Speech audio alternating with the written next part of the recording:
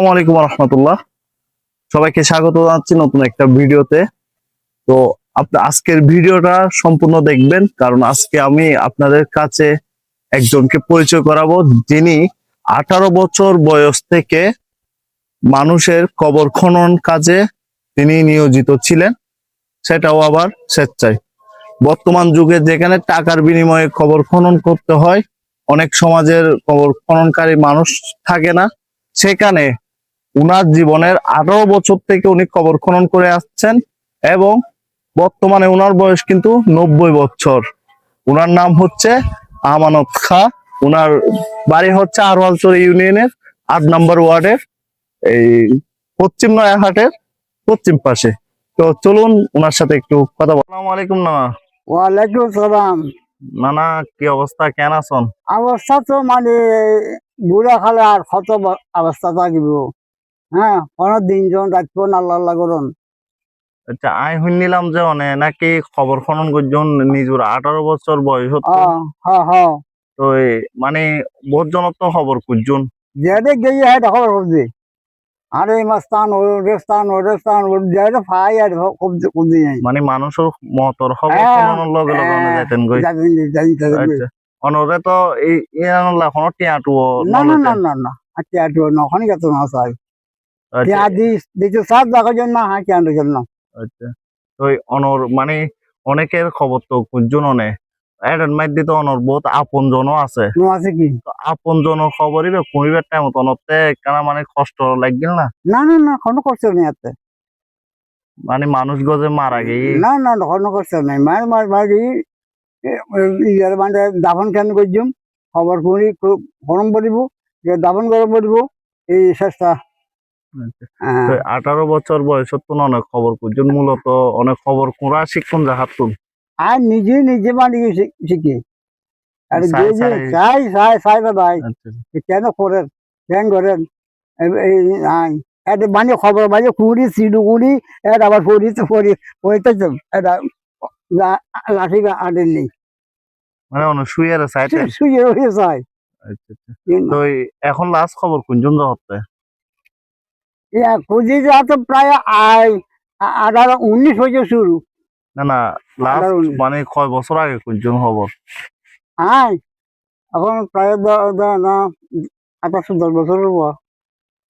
27-10 বছর তাহলে মোটামুটি মানে এখন ওই বহুত জন খবর কোনজন এমন কি আছে অথবা অনর ফুয়াজ দেওয়া আছে? দেখা দিতে পারি, দেখা দিয়ে যাইছো দেখা দিবার লাই ভয় জোর গেলে ইটা দেখা দি মানে যাইরে বইয়ের দেখায় তখন করলে করিব।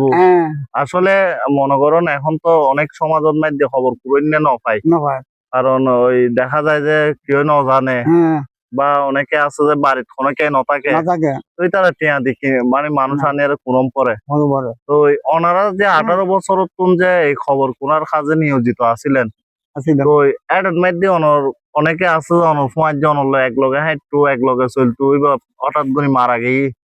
তো এবার খবর করতে যায় না বা অনতে কি মানে দুঃখ লাগতো না বা মানুষ মারা গেই? মারা গিয়ে দুঃখ লাগে যে আর ফুয়ার যে বানিয়ে মারা গিয়ে আসন্ন কিছু নাই। হ্যাঁ, তো মনে হইলো যে খবর কুড়ার ইবেউনে স্বেচ্ছায় খবর করতেন। এই খবর কুড়ার মধ্যে এমন কোনো ঘটনা দেখুন না যে আজগবি? না এইদিকে নয় বেশি এগুলো কোনো কিছু বা আজগবি অনেক সময় খবরের মধ্যে অনেক কিছু হয়। আরে না খবর মাঝে শুয়ে বুঝে চাই আর ডর আছে না খবর খুঁজি নাই আবার শুই যাই বাকি রাখেনি।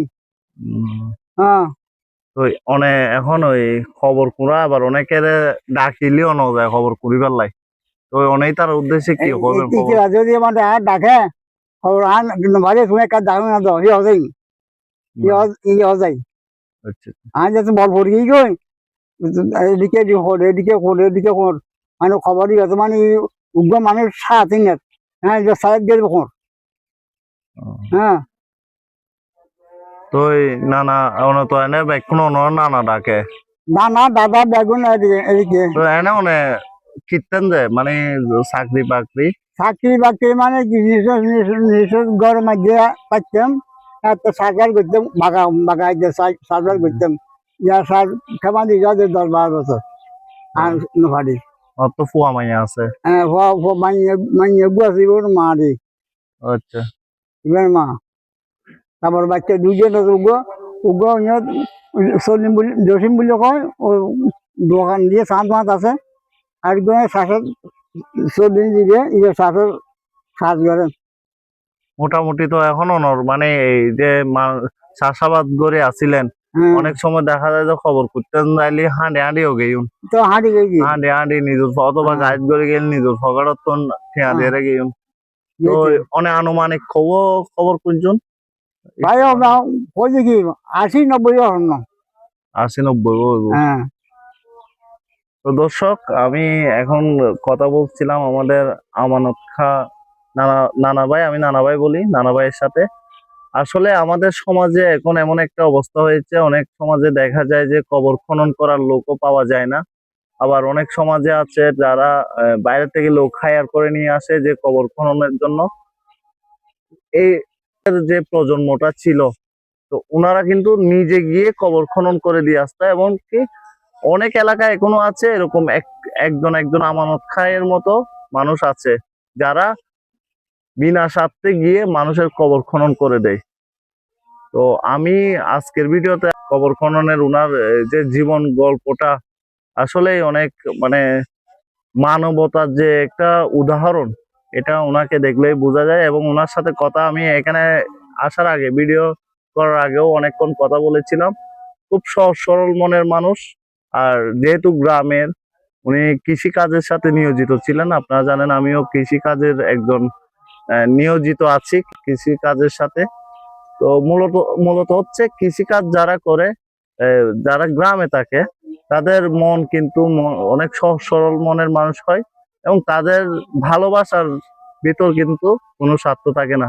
তো আজকের ভিডিও এই পর্যন্ত, দেখা হবে অন্য ভিডিওতে। সবাই ভালো থাকবেন। আসসালামু আলাইকুম।